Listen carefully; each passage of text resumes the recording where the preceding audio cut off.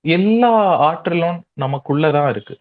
அதுக்கு நம்ம அந்த இறைவன்கள் எல்லாம் இருக்காங்கல்ல, மெடிடேட் பண்ணும்போது அவங்க வந்துட்டு நம்ம கிட்ட இன்டராக்ட் பண்ணி நமக்கு நிறைய நாலேஜஸ் வந்துட்டு கொடுப்பாங்க.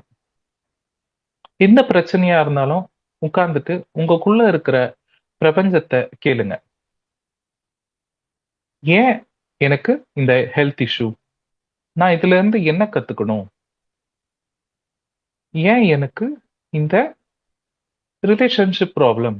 இதுல இருந்து நான் என்ன கத்துக்கணும்?